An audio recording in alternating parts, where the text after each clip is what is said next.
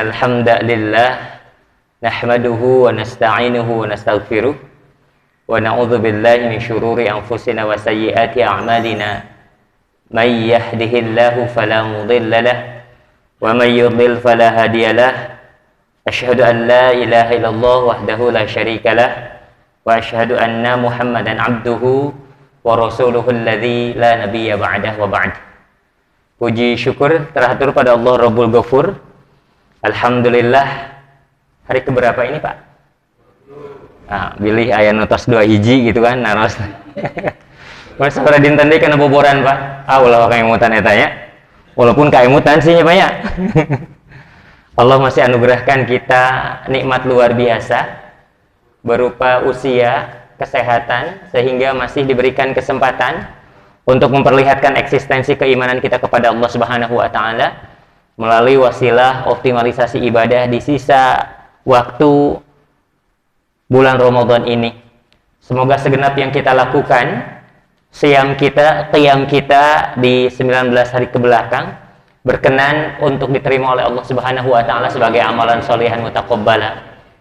Dan semoga pula 19 saum yang sudah kita lewati menjadi sebuah wasilah agar Allah Subhanahu wa taala mampukan kita untuk menuntaskan sisa pengabdian sehingga bisa optimal dalam melaksanakan ibadah di bulan Ramadan ini.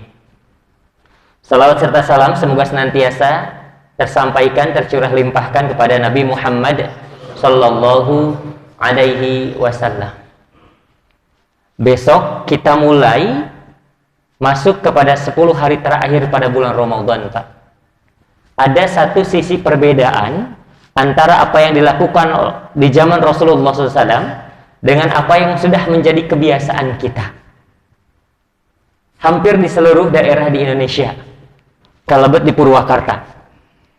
Kunaon margina? Margi minimalnya ada 4 yang terasa di kita. Sambil mengingatkan kembali ketika masuk 10 hari terakhir pada bulan Ramadan. Pertama, jalan pinuh Pak. Masya Allah, iya nu pertama. Nu kedua, moal ricuhnya leras emot keneh ta. Katilu, dapur ngaburuh ya. Kaopat kadang-kadang ibadah jadi ripuh gitu kan, karena terlalu banyak fokus teh. Luar biasa. Nah, ikhwati iman rahimakumullah, padahal yang dilakukan dulu oleh Rasulullah sallallahu alaihi wasallam sebagaimana penuturan Aisyah radhiyallahu taala anha, apa yang dilakukan Rasulullah SAW ketika beliau masuk 10 hari terakhir pada bulan Ramadan, Pak. Jadi dituturkan oleh Aisyah radhiyallahu taala anha yang notabene adalah istrinya Rasul, yang paling kuat di dalam merekam jejak perjalanan Rasulullah SAW. Kata Aisyah, kana an-nabiyyu idza dakhala 'ashral awakhir min Ramadan, adalah Nabi ketika beliau masuk 10 hari terakhir pada bulan Ramadan nih, sama nggak dengan kita nih? Pertama, beliau syadda mi'zarahu, mengencangkan ikat sarungnya. 2 tafsirannya Pak. Tafsiran yang pertama, menjaga jarak dengan istri, sana sartosna pabageud-bageudnya. Tapi ada upaya lebih, dilakukan optimalisasi ibadah ketika masuk 10 hari terakhir pada bulan Ramadan. Tafsiran yang kedua, syadda mizarahu adalah sebagai bentuk optimalisasi ibadah.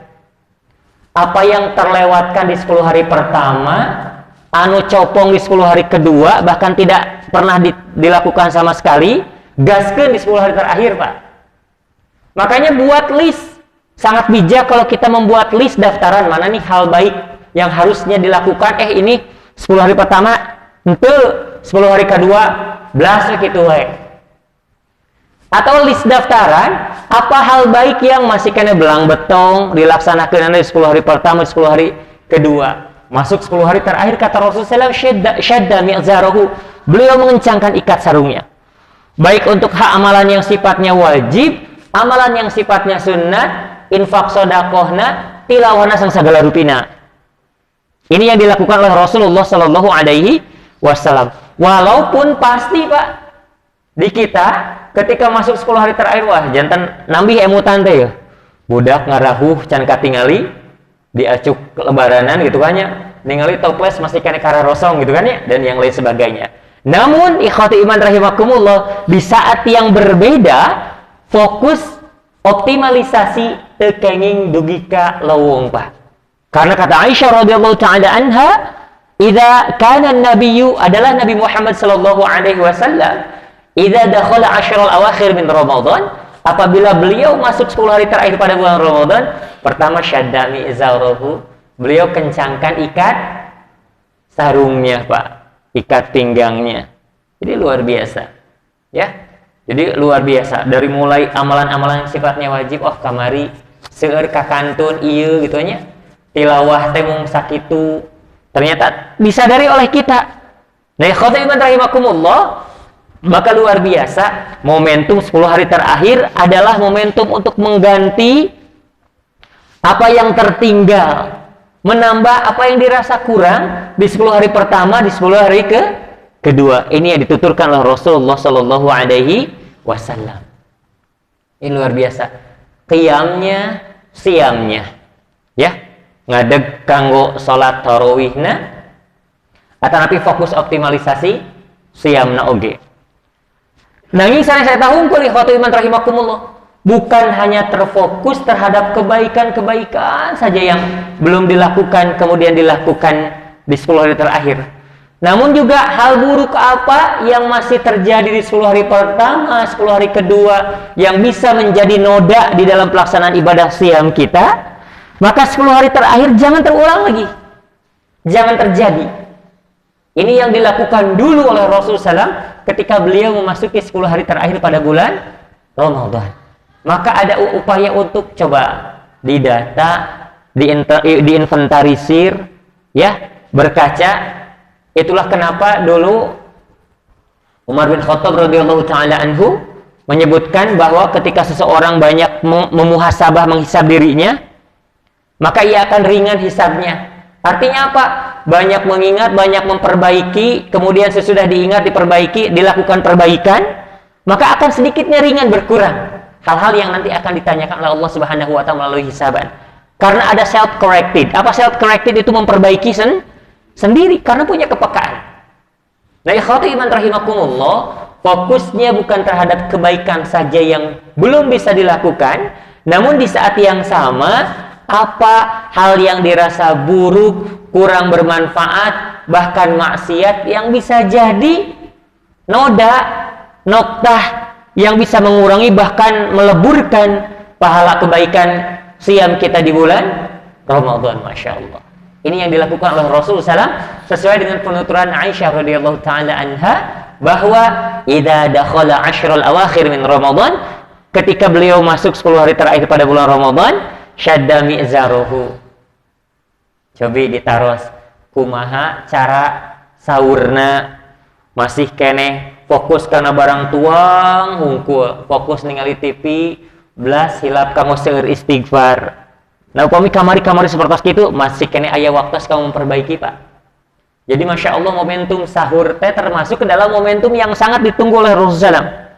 Bahkan satu ayat di dalam Ali Imran ayat ke-17, orang yang akan diistimewakan apa? Wal mustaghfirina bil ashar. Orang yang bisa memanfaatkan momentum waktu sahur itu bukan hanya untuk dihabiskan untuk makan saja, tapi apa? Banyak beristighfar. 10 hari pertama bagaimana? 10 hari kedua juga bagaimana? Bismillah, lakukan perbaikan. Ya, ikhwatu iman rahimakumullah. Ini yang dijelaskan oleh Rasulullah sallallahu alaihi wasallam ketika beliau masuk 10 hari terakhir pada bulan Ramadan. Pertama adalah syadda mi'zarahu.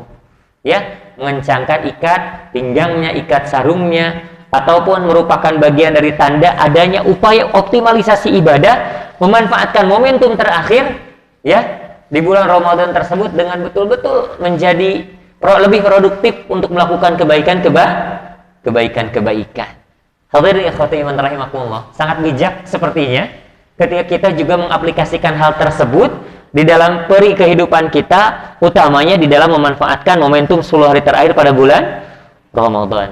Ini yang dilakukan oleh Rasulullah SAW. Walaupun di saat yang sama kita masih punya kerjaan, gitu kan ya? Masih punya kerjaan. Kemudian pemenuhan kebutuhan, bukan hanya kebutuhan saja, tapi keinginan, bukan hanya keinginan saja, tapi tuntutan mungkin ya dari anak, dari istri. Bukan hanya tuntutan dari anak dan istri, bahkan lebih ekstrim lagi desakan gitu kan ya. Di saat yang sama kita dihadapkan dengan hal-hal tersebut, namun Rasulullah SAW mengingatkan kepada kita ada jejak yang dahulu pernah ditinggalkan tentang bagaimana cara melewati 10 hari terakhir pada bulan Ramadan. Maka Rasulullah SAW menjelaskannya apa? Syadda mi'zarahu, beliau mengencangkan ikat sarungnya. Ikhwatu iman rahimakumullah, luar biasa. Ini jejak yang harus kita tapaki bersama di dalam melewatkan sisa waktu di bulan Ramadan. Ini yang pertama. Yang kedua, wa iqadha ahlahu, beliau membangunkan keluarganya. Ya, membangunkan keluarganya. Ikhwatu iman rahimakumullah, tafsirannya bisa juga adanya satu visi yang sama antara kita atau antara Rasul SAW dengan istri dan anaknya, atau antara kita dengan istri dan anak-anak kita. Dengan dibalik anak dan istri-istri, wah power Pak ya. Antara kita, istri kita, jadi hati-hati itu bisi Pak Baliut ya.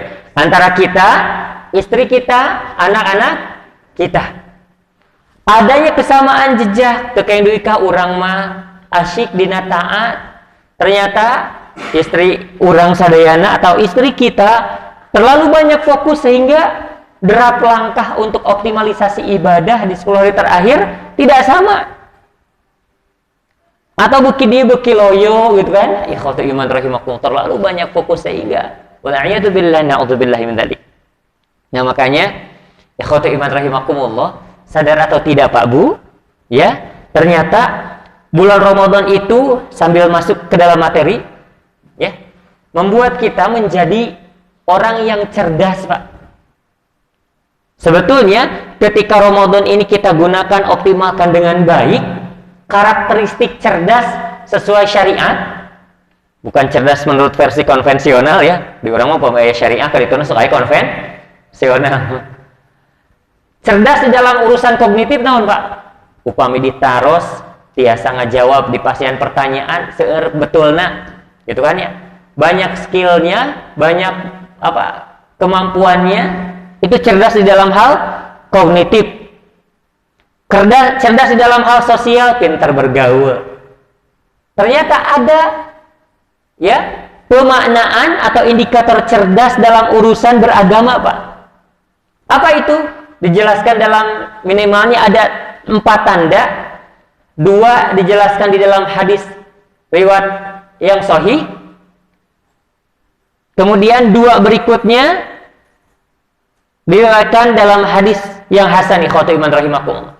Dalam hadis yang sahih, yang namanya orang cerdas itu yang pertama aktsaruhum lil mauti dzikra. Ini tandanya orang cerdas itu yang pertama aktsaruhum lil mauti dzikra, yang paling banyak di antara mereka yang mengingat untuk urusan kematian. Tuh, Masya Allah Pak.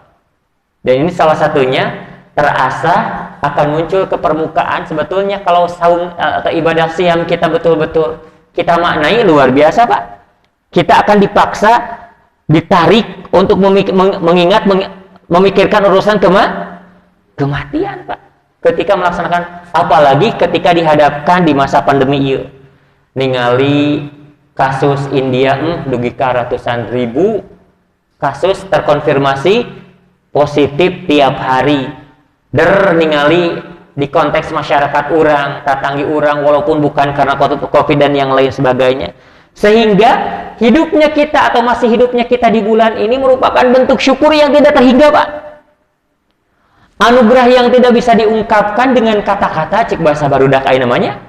Salah satunya akan terasa ketika kita merasakan, oh iya, masih ada sampai saat ini, masih bisa mengecap, merasakan nikmatnya di bulan Ramadan tahun sekarang itu betul-betul merupakan bagian dari anugerah. Nah, ikhwatu iman rahimakumullah, di dalam urusan agama, dalam hadis tersebut, yang namanya orang cerdas itu apa? Aktsaruhum lil mauti dzikra, yang paling banyak mengingat untuk urusan kematian.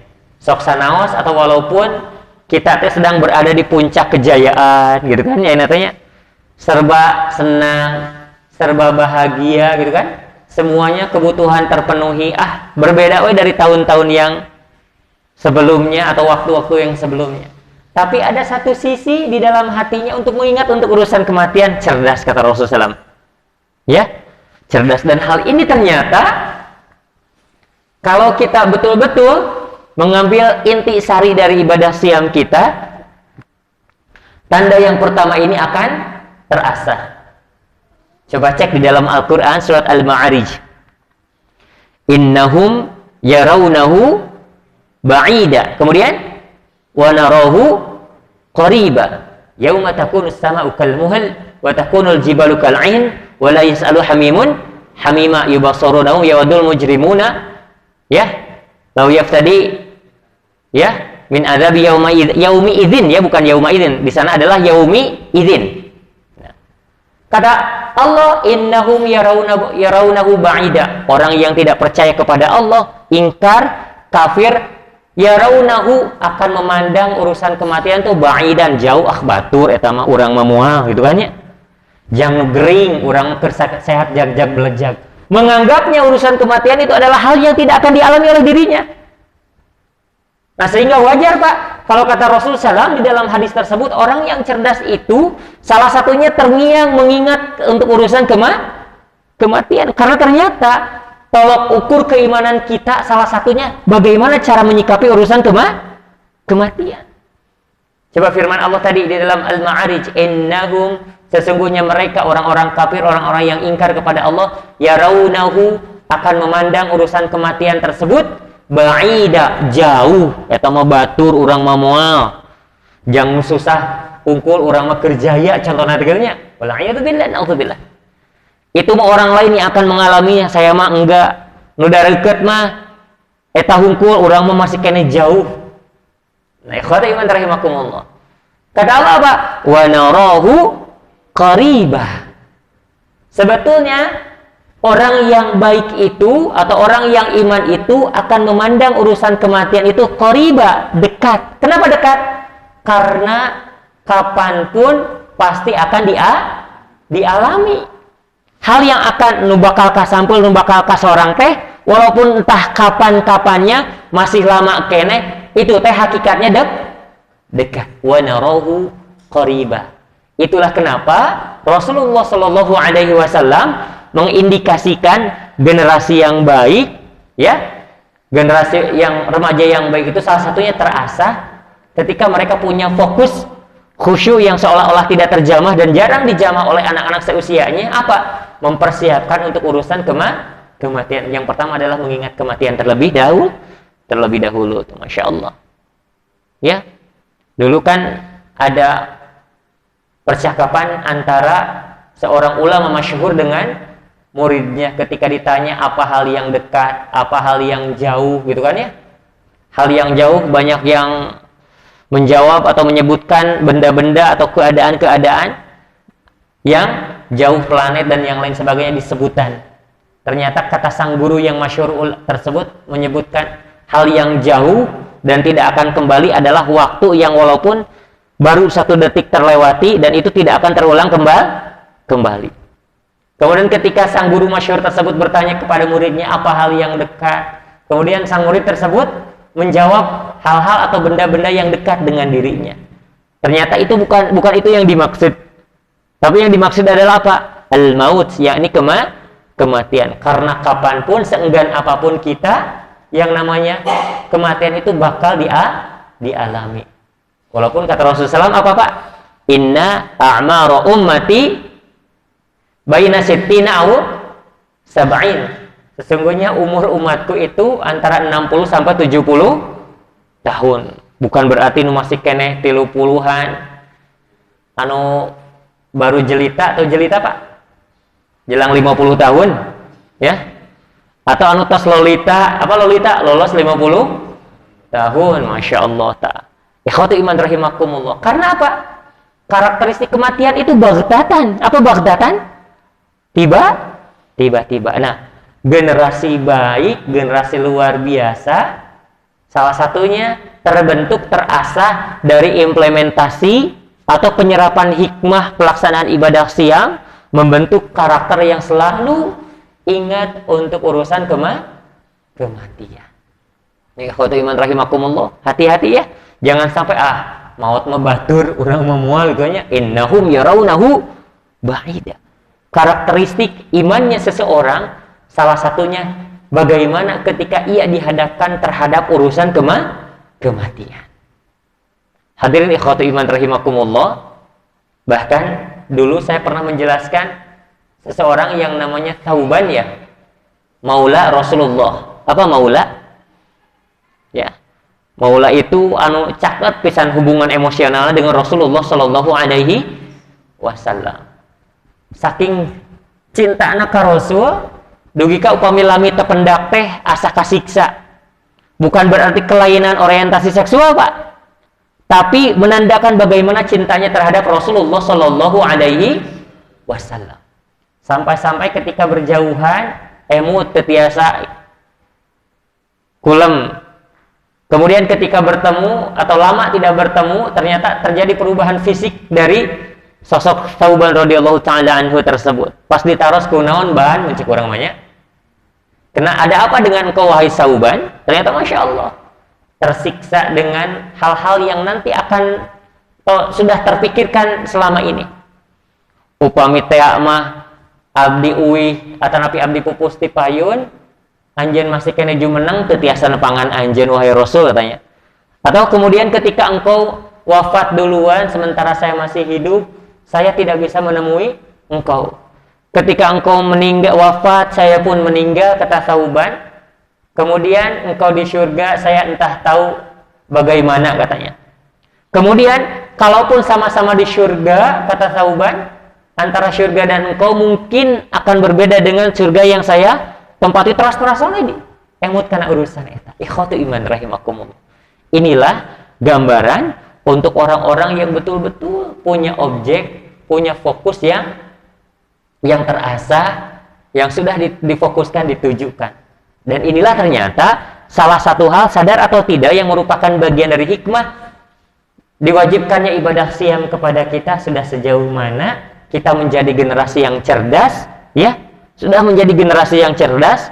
Untuk anak-anak kita mungkin ya generasi yang cerdas, atau untuk kita selaku orang tua, bagaimana kita sudah menjadi individu yang cerdas, yang betul-betul ngemut nate memikirkannya itu bukan untuk 1 hari ke depan, 2 hari ke depan, 1 tahun, 2 tahun ke depan, tapi bagaimana untuk nasib kita setelah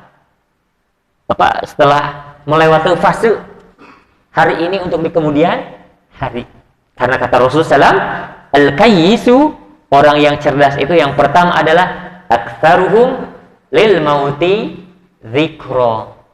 Nah, makanya bagus juga tuh Pak. Masih ingat materi tentang umur, usia biologis dan usia kebaikan? Masih ingat Pak? Ingat, gitu kan ya. Usia biologis, usia kebaikan. Jadi sudah mulai ditanamkan ke anak-anak kita itu, Masya Allah.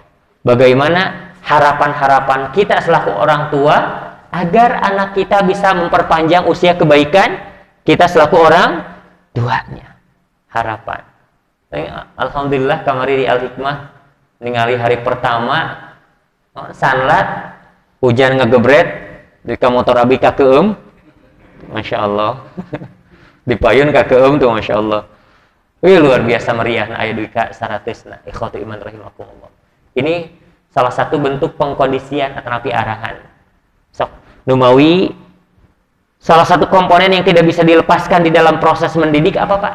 Pertama adalah kuduah, keteladanan kita selaku orang tua. Yang kedua adah, pembiasaan. Hayu dek ngiring, diringkid bade ka masjid ya Pak. Tekenging nafsi-nafsi ya, amaluna amalukum sok we bapak bade di masjid, ada yang bade dina kenteng, di kamar, dina kulkas gitu naon cenah gitu nya. Candak Pak. Ini merupakan bagian dari pembiasaan. Pembiasaan ini merupakan komponen yang tidak bisa dilepaskan di dalam proses pendidikan. Ya. Naon habitnya, menanamkan habit yang baik. Senantiasa perdengarkan di dalam komunikasi kita itu adalah kalimat-kalimat thayyibah. Ade alhamdulillah tos uwi kadi apa tos uwi geuning alhamdulillah mama huni cemas. Subhanallah, masya Allah, Allahu Akbar, terus terdengarkan. Ini dan kadang-kadang habit ini kurang Ustaz formal teuing gini asa formal teuing tak. Ada anggapan seperti ini. Nah, ikhwatu iman rahimakumullah, yang pertama, sabda Rasul, karakteristik cerdas ya atau indikator cerdas itu terlihat dengan implementasi, salah satunya terasah dengan implementasi siyam kita. Untuk apa? Pertama, aktsaruhum, yang paling banyak di antara mereka, lil mauti, terhadap urusan kematian, zikron, mengingatnya. Ya, masya Allah, ikhwatu iman rahimakumullah. Ya, ini yang pertama. Yang kedua, wa ahsanuhum lahu isti'dadan. Orang cerdas itu bukan minum tolak angin, awas hati-hati. Wa ahsanuhum, dan yang paling baik lahu untuk kematian tersebut, isti'dadan. Apa isti'dadan? Sok, walar nutiasa uih tibain enggak? Isti'dadan artinya mempersiapkan diri, Pak. Ya. Bukan hanya mengingatnya, tapi konsistensi, konsekuensi dari kematian tersebut ada dalam sikapnya. Akidahnya diperbaiki, tekeng dugika, percantan kana zodiak, gitu kan ya. Aduh, luar biasa. Lahir bulan naon, gitu kan ya. Oh, berarti cocokna damelna di perairan, gitu ya. Sehingga ngalaremi saya teras, gitu kan ya. Tapi ngelalauk teras ternyata gitu. Nah, ya kalau iman rahimakumullah, hati-hati. Mohon maaf kalau ada kesamaan watak dan karakter, ini faktor kebetulan belaka ya. Ya kalau iman rahimakumullah, atau masih kena menganggap adanya hari sial, hari keberuntungan. Poe naon ayeuna? Oh, paingan. Tadi saya tiko sewan gitu kan ya. Menganggap ada hari sial, waktu sial. Na'udzubillah, nomor sial. Ya khotbah iman rahimakumullah, kalau kita berkaca kepada hadis qudsi yang diriwayatkan oleh Imam Al-Bukhari, Pak, ketika kita masih menganggap adanya hari sial, bulan sial, tahun ini bukan tahun keberuntungan saya. Biasanya masuk icalan mahnya Senin ngahehenen cina gitu kan ya. Nah, hati-hati Pak ieu teh. Saur Rasulullah Pak, saur Allah Subhanahu wa taala. Yu'dhini 'abdi, hambaku menyakitiku. Yasubud dahra, ketika ia mencela, mencaci, bahkan menganggap sial ad-dahra, masa, waktu. Hari sial, minggu sial gitu kan ya, bulan sial, tahun sial, pokoknya banyak. Mencela, mencaci waktu. Wa ana dahru, padahal waktu itu adalah aku, kata Allah. Nah, makanya orang-orang yang mempersiapkan diri sebaik mungkin untuk urusan kematian, pertama, perbaiki keyakinan akidah kita kepada Allah Subhanahu wa taala. Ya, ingat Allah, makanya Pak, Rasul sangat menganjurkan Pak, ketika waktu pagi, mudah-mudahan kalau yang belum didawamkan, alhamdulillah insyaallah pribados mah pagi petang tos tiasa dawa. Doa ini, bismillahilladzi la yadurru ma'asmihi syai'un fil ardi wala fis sama wa huwas sami'ul alim. Bismillahilladzi, dengan menyebut nama Allah, alladzi, yang mana, la yadurru, tidak ada yang bisa memberikan bahaya, ma'asmihi, ketika menyebut namanya, syai'un, apa-apa yang ada di langit, apa-apa yang di bumi, nggak ada tuh yang bisa memberikan bahaya. Artinya apa? Di waktu pagi ternyata Allah melalui Rasulullah SAW mengajarkan pertautan yang kuat antara kita dengan Allah Subhanahu wa ta'ala, sehingga betul-betul optimis sembari berusaha dengan maksimal. Itu seperti kieu. Ada tadi enjing tos nganggo atau tos berdoa bismillahilladzi la yadurru ma'asmihi, kemudian naik motor bari peureum. Karena kenapa? Tos yakin ke Allah Subhanahu wa ta'ala. Lepas doa, adanya pertautan disertai dengan ikhtiar maksimal, Pak. Ayeuna ikhtiar maksimal we teras-terasan tanpa muntang ke Allah Subhanahu wa taala. A'udzubillahi na'udzubillah dzalik. Nah, makanya sekali lagi, komitmen untuk menjadi generasi yang cerdas, mempersiapkan untuk urusan kematian, pertama kali yang harus ditempuh adalah bersihkan akidah kita, luruskan akidah kita. Ya. Cobi ayeuna barudak ayeuna Pak, upami biasa teu sadaya nanya. Bahkan aya di sepuh oge ngalangkung kanu poek punten gitu kan. Nah, atau bahkan nganggap incu, Mbah abi incu Mbah gitu nya. Kang Dedi Mas Tiri tuh. Aya nu kitu kadang-kadang upami ngalangkung kanu poek. Jadi menyandarkan perlindungan kepada sosok selain Allah Subhanahu wa ta'ala. Padahal Allah Rasul ngajarkan, idza nazala manzilan, kalau sampai ke tempat yang baru, naon? A'udzu bikalimatillahi tamma min syarri ma khalaq. Tah eta Pak, teu keung deui nyebut punten atanapi ngangken ieu teh incu Mbah ulah dikukumaha nya. Saguru sailmu abi mah moal polontong deui nyarios sorangan coba. Upami nyebut punten bari jeung teu aya sosokna, berarti kita memperlindungkan diri kepada siapa? Akidah Pak ieu teh. Sedangkan kata Rasulullah, komitmen baiknya seseorang mempersiapkan diri untuk urusan kematian, keseriusan konsistensinya, salah satunya perbaiki akidah dulu. Tah coba barangkali orang aja, kemudian perbaiki, banyak konsultasi tentang bagaimana cara berakidah Pak. Sangkan kedah dugi kabutuh gitu kan ya. Betah upami dina jalan Allah terus butuh ke Allah, betah jeung butuh. Ya. Segala sesuatu teh ingatkan agar nyuhunkeun ka Allah, gitu kan. Nyuhunkeun terus melibatkan Allah Subhanahu wa ta'ala. Ini yang diharapkan oleh Rasulullah sallallahu alaihi wasallam. Barudak anu kadang-kadang nyebut punten ningali kanu poek teh nya, ngalangkung kanu poek teh. Ikhwatu iman rahimakumullah. Jiga nama sepele, jiga nama sederhana, tapi damage-nya cek barudak anu nya, efek damage-nya karena urusan akidah. Ikhwatu iman. Jadi segala sesuatu testing deui ka bade ka mana bageut, bade angkat, bade lomba, bade testing ngihilak ngadoa sok ka Allah. Tah diingatkan agar betul-betul melibatkan Allah dalam seluruh kegiatan. Nah, untuk kita barangkali ada yang masih suka lupa Pak, zikir di waktu pagi salah satunya Bismillahilladzi la yadurru ma'asmihi syai'un fil ardi wala fis samai wa huwas samiul alim. Teu acan hafal sok gaskeun, hafalkeun. Ya, Masya Allah Pak. Jadi kata Rasulullah, banyak orang-orang yang mempertautkan di waktu paginya. Kenapa waktu pagi dan petang disebut atau dicontohkan oleh Rasulullah SAW sangat berkomitmen Pak? Karena itu adalah upaya untuk memutarkan fitrah kita. Ya, enjing-enjing, maos doa, zikir pagi petang, maka ada perlindungan. Fortification gitu ya. Duika waktu petang dijaga, ada dalam penjagaan Allah. Sonten minimalna asar, hilap maghrib, upami nembe sadar isya teu naon lah kaci tambah teuing gitu kan ya.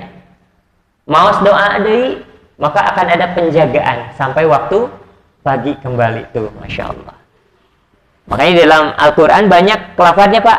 Ada yang disebut bil asyi wal ibkar, bil ghuduwi wal awsal. Dua-duanya lafadznya sama, pagi petang, pagi petang.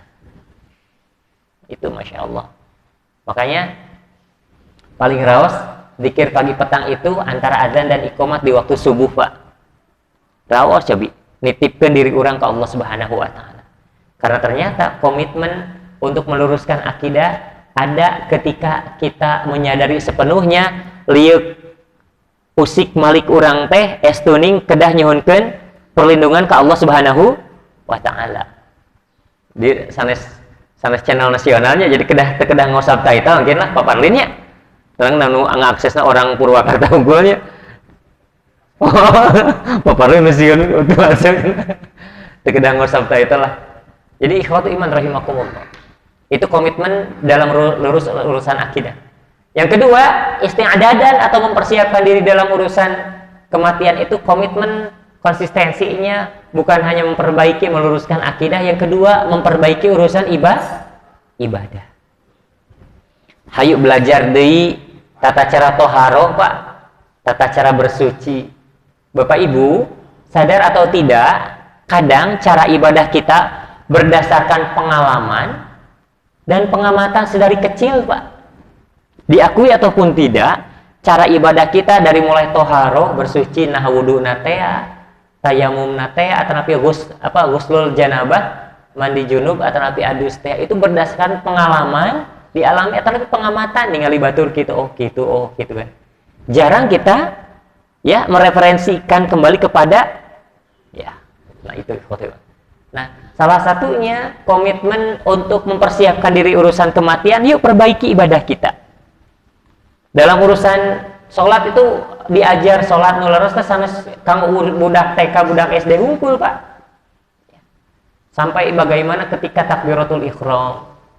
Walaupun ikhwatu iman rahimakumullah pun dan Pak, dalam kerangka fikih ada memungkinkan untuk terjadinya ikhtilaf. Apa ikhtilaf, Pak? Perbedaan pendapat. Ikhtilaf itu perbedaan pendapat, bukan perpecahan loh ya Pak ya. Yang pertama ikhtilafun naw' atau ikhtilafut tanawwu'. Berbeda karena Rasul mencontohkan beragam. Seperti takbiratul ihram. Pernah Rasul mencontohkan hadwa mankibai, sejajar dengan pundak. Pernah Rasul mencontohkan furu'a udhunai, sejajar dengan ujung-ujung telinga. Ketika dua-duanya dipraktekkan, dua-duanya pernah dicontohkan oleh Rasulullah SAW, itu termasuk dalam ikhtilafut tanawwu', ikhtilafun naw'i. Berbeda karena ada contohnya beragam, bermacam-macam. Seperti halnya zikir-zikir ketika sholat, gitu kan ya? Iftitah, doa istiftah. Ada yang subhanakallahumma rabbana bihamdika wa tabarakasmuka wa ta'ala jadduka wa la ilaha ghairuka. Ada yang Allahumma ba'id baini. Ada yang Allahu akbar. Nah, ketika orang biasa subhanakallahumma rabbana, kemudian pinggir orang Allahumma ba'id, wah sesat ya. Uang rengkas gitu kusugannya. Nah, coba. Kayak gitu. Yang kedua ada ikhtilaful fahmi, ikhtilafut tafahum. Dasarnya mungkin sama, tapi yang A memahaminya seperti ini, yang B memahaminya seperti itu.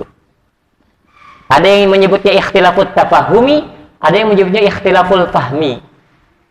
Dalilnya sama, tapi penafsirannya beragam.